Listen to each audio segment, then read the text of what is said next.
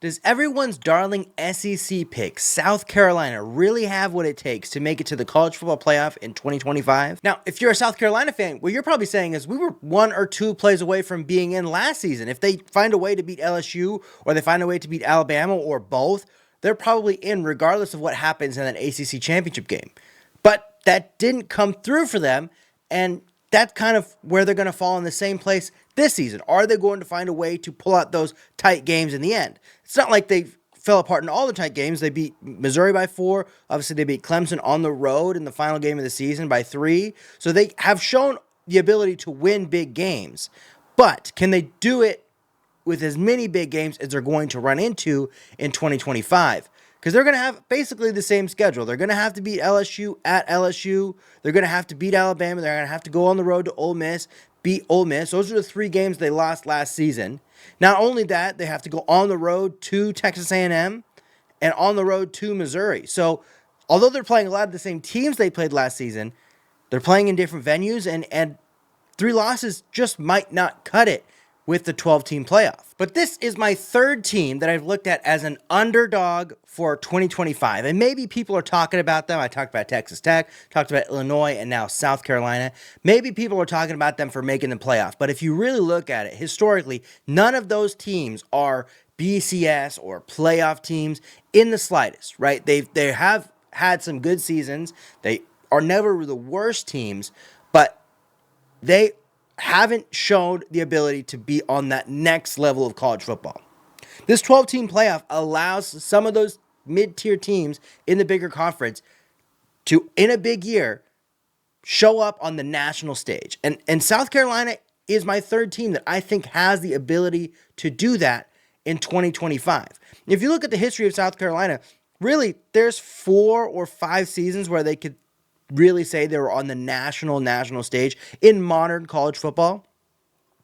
Really, it's 4 years in a row under Spurrier in basically 2010 to 2013. 2010, they go to the SEC championship game. I believe it's the only SEC championship game that they've ever been in. They lose to Auburn by 40 points, but they still got to the SEC championship game, and they followed that up with three straight 11-win seasons under Spurrier. And even though that's their best run, none of those ended up in a BCS. None of those ended up in a New Year's Six. This is before New Year's Six. None of them ended up in a BCS Bowl. It really ended up with quite a few Capital One and Outback Bowls, which is a good finish to a season, but it's not that top level of national play.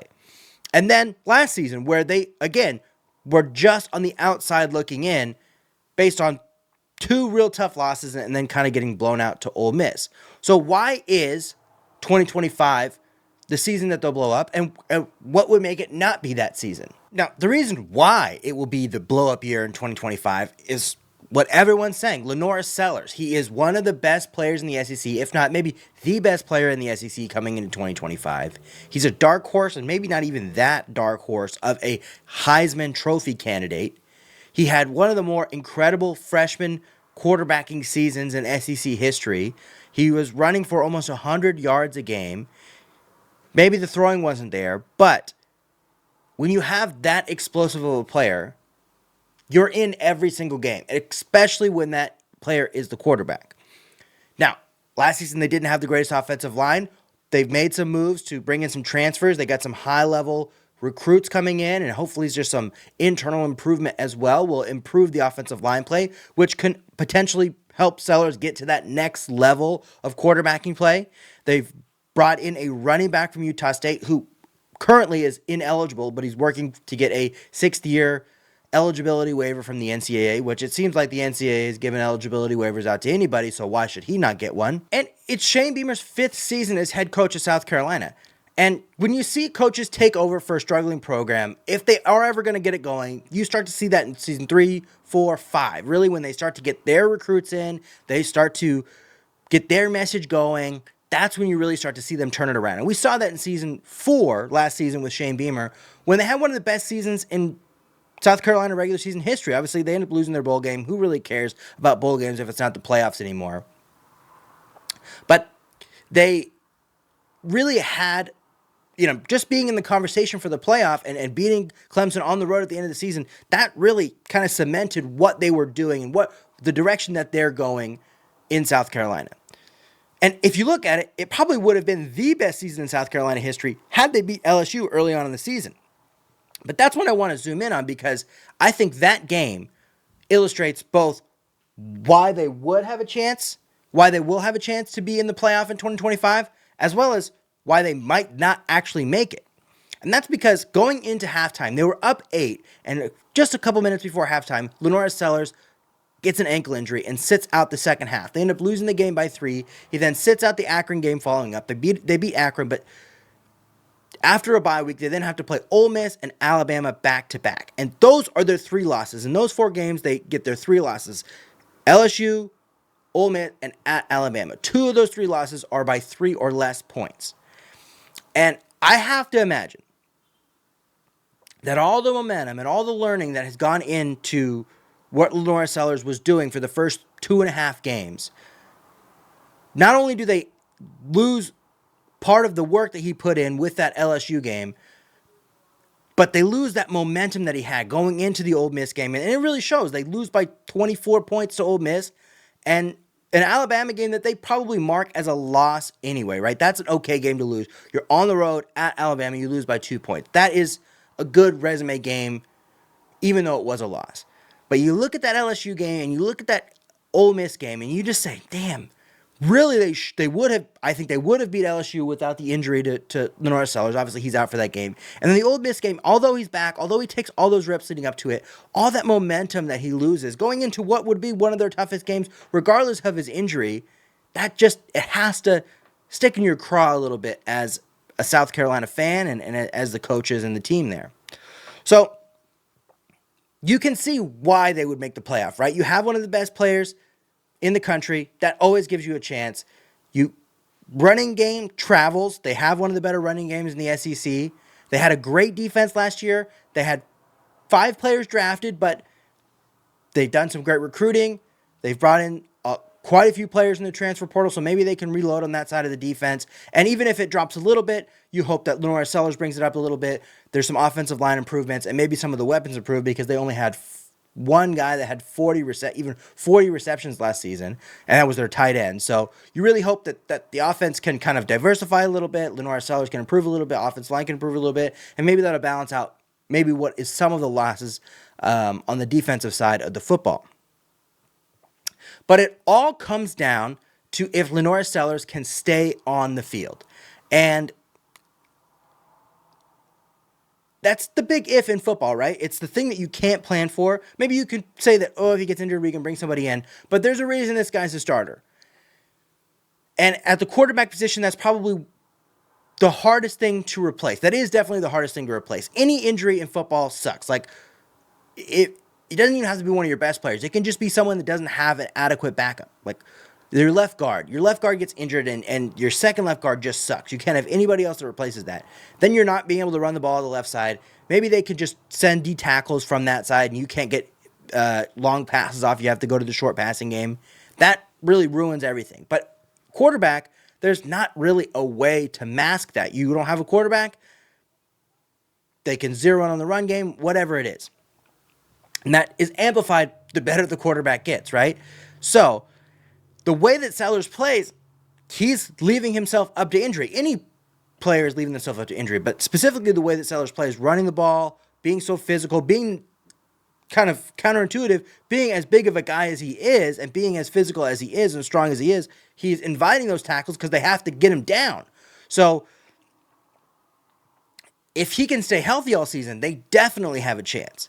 But if he even that's not a major injury, missing a game and a half and one of those games being early in the season, but you see how that snowballed, and it's college football. It's not the NFL. You can't lose 2 games. You don't have 2 games to lose to unforeseen circumstances, right? You kind of see your schedule as you lead into it, and you say, okay, we're going to win these games, we're going to lose these games, these are our toss-up games. And if you lose some of those toss-up games, or you lose some of those games that you have circled to win because somebody's out, you're really putting yourself behind the 8 ball. And I don't think that, as we saw last season, 3 losses might just kick you out of the playoff. But my theory for this season is more than likely we will see 4 Big Ten teams and 4 SEC teams. Last season, we would have seen 4 of each if it wasn't for Clemson having the upset win in the ACC championship game and SMU already kind of stamping their spot in the playoff before the championship game. So, really, the question is, can South Carolina finish at least 4th overall in the SEC, or at least be the 4th highest ranked team in the SEC? And I actually posted a short yesterday that basically said, okay, we have 6 teams in the SEC, or 4 teams are going to make it out of the SEC. Which of these 6 teams are going to make it? And I put Alabama, Georgia, Texas, Ole Miss, LSU, and South Carolina. And I think that's really what it comes down to, right? And of those teams, basically, South Carolina has the same 3 that they played last season, that they lost to last season, and they're going to have to figure it out this season. They play on the road at LSU, they play versus Alabama, and they play on the road at Ole Miss. And it's in a similar 4-week scenario. It's a little later in the season. LSU on the October 11th. They then go home for Oklahoma and Alabama back-to-back weeks, and then they go on the road at Ole Miss.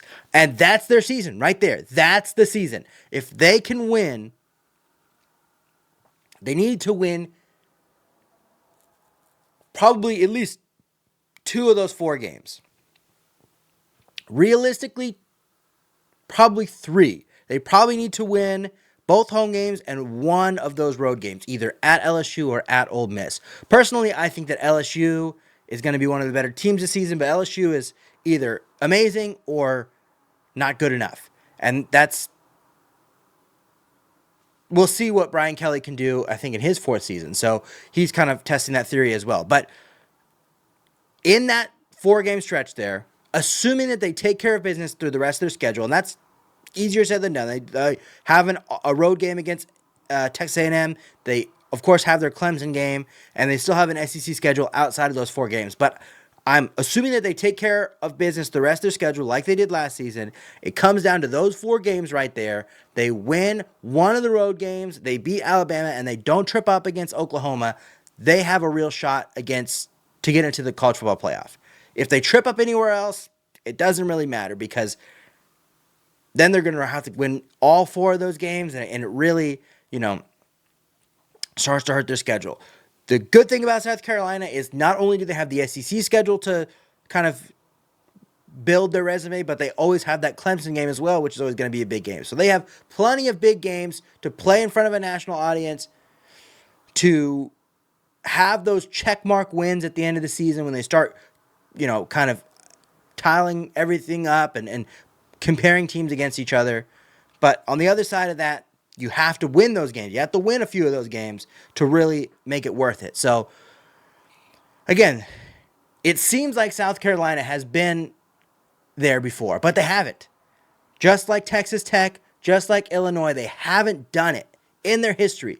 And this season, I would say keep an eye out on those 3 teams that don't have the history that the rest of the league has, the rest of the conferences have, to really make a push and stamp some of their best seasons in their program's history. But thanks for watching that video. Make sure that you like and subscribe, and if you made it this far, make sure you leave a comment below. Let me know what you think. Do you think that South Carolina actually has a chance to make the playoff in 2025? Do you think that Texas Tech or Illinois or any of the other SEC teams we talked about have a chance, or even a better chance than South Carolina? And are there any other programs that don't have that historical cachet that might make a run this season and make it one of their best seasons in program history? Let me know what you think. If you'd like to watch more of my videos, I do have those for you. On this side here, I have my most recent video about Texas and NIL, so check that out. Let me know what you think. Up here, I've got my video about Texas Tech that I was talking about. Check it out, and the Illinois one is linked on there as well. Over here, I've got my subscribe link, and we'll check you next time. See ya!